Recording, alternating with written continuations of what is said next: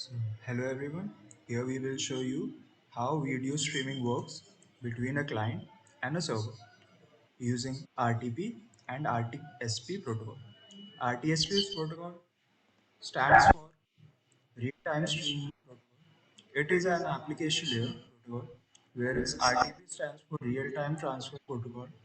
It is a transport layer protocol. In this type of communication, clients request server for a media file, and the server will send the data to the client in the form of RTP packets. And the whole communication between client and the server will happen through RTPS protocol. Now, this is a setup which will present client and server side. Client side, there will be two sockets, one for RTSP and one for RTP. Similarly, at the server side. So the client will send the RTSP request, which includes the instructions that are needed to be sent to the server, like play, pause, setup, etc., which are used in the flow of the video. And after analyzing the request, the server will give the response. In addition to that, it will start sending media using RTP packets. And when the decoding of this packet is done and the client uses the media after decoding, this whole communication will have a session ID to identify a particular session, as RTP transmission is done over UDP, where RTSP transmission is done over TCP. So a session ID is used to maintain both server side and client side to verify that the packets are received from the server only. This is a header format which we'll be using for the RTP packets. There will be three rows. Each row will contain 4 bytes of data. Here, the sequence number is used to identify which frame is currently transmitted. It is of 2 bytes. The timestamp and synchronization source identifier are of 4 bytes each. The input function will create the type of header in the form of array. The array is of size 12. Each position is the array is represented by the header format.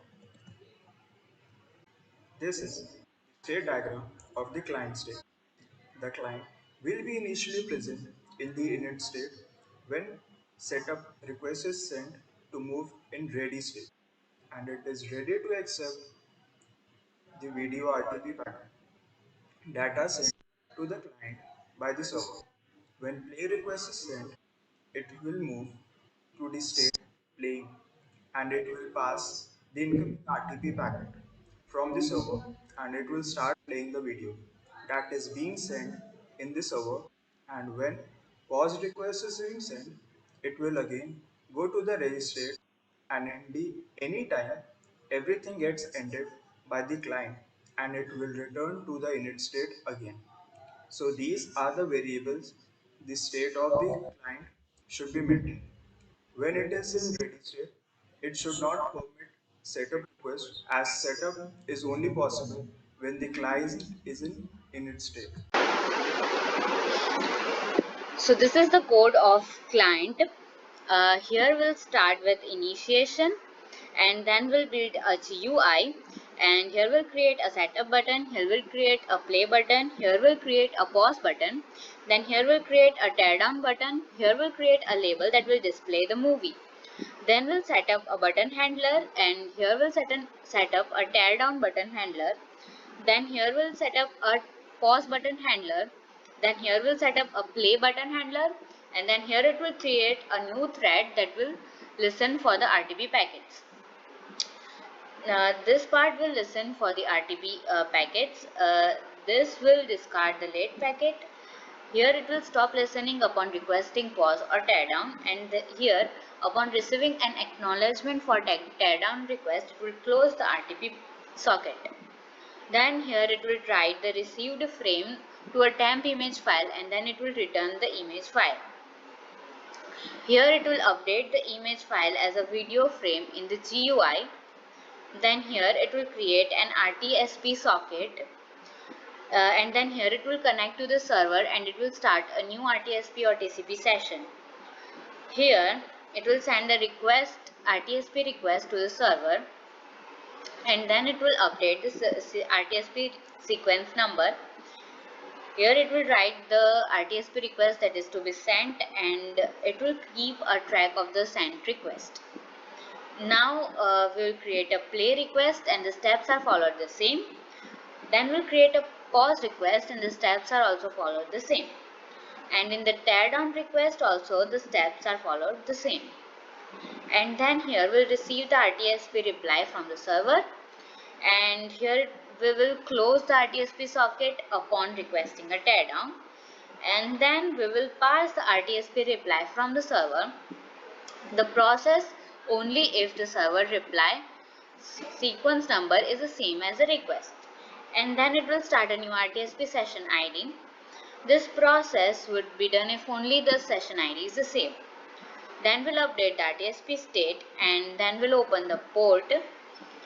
Then we'll play and then the play thread exists and new thread is created on the resume. And then the we will flag the teardown acknowledge to close the socket. Then we'll open RTP socket binded to a specified port, and it will create a new datagram socket to receive RTP packets from the server.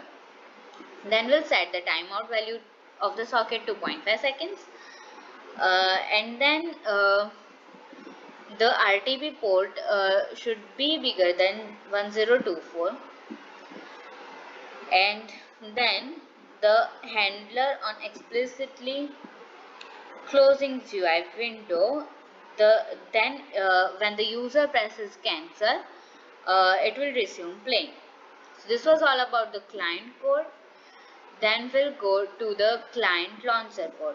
In this we'll create the new client. Then we'll see the RTP packet code. So in RTP packet code, first we'll encode the RTP packet with header files and payload.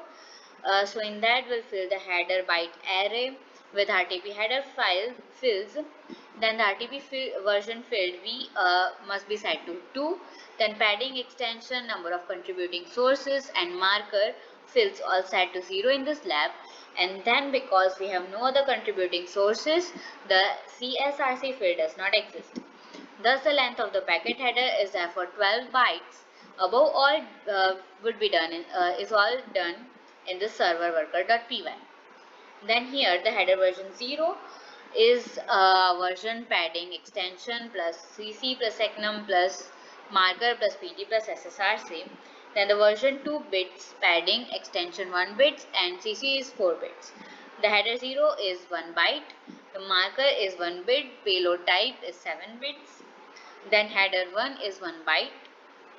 And sequence number is 16 bits. Timestamp SSRC is 32 bits each.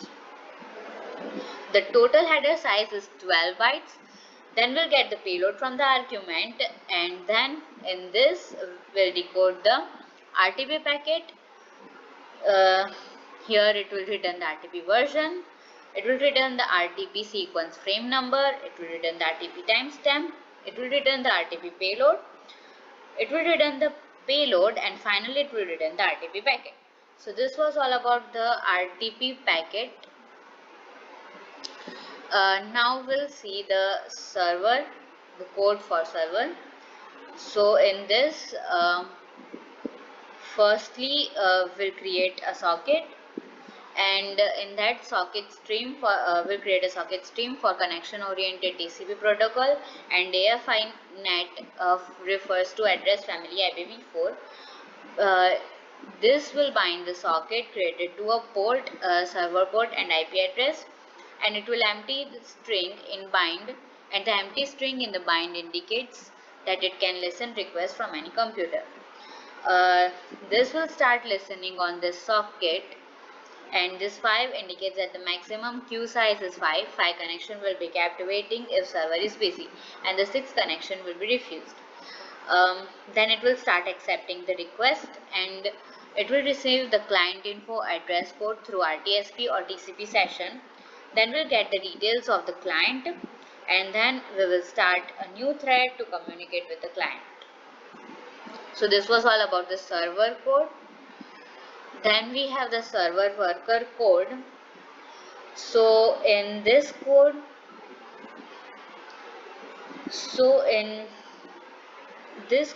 will first receive the RTSP request from the client. The RECV is to receiver 256 bytes from the client's socket.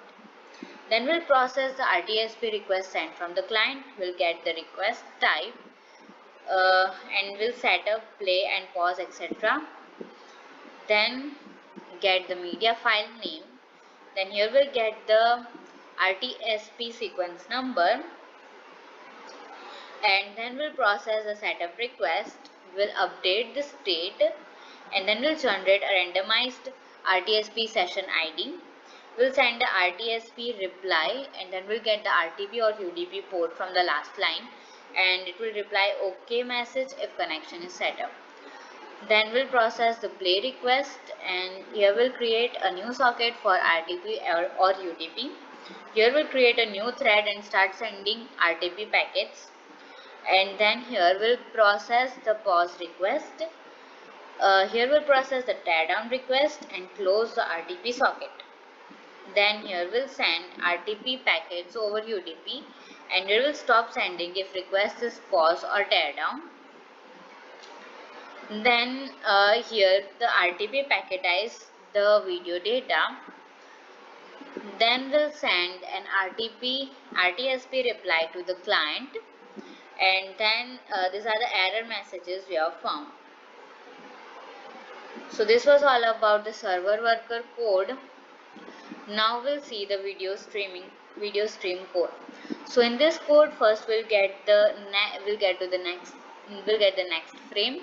Here we'll get the frame length for the first 5 bits, and here it will read the current frame, and then we'll get the frame number.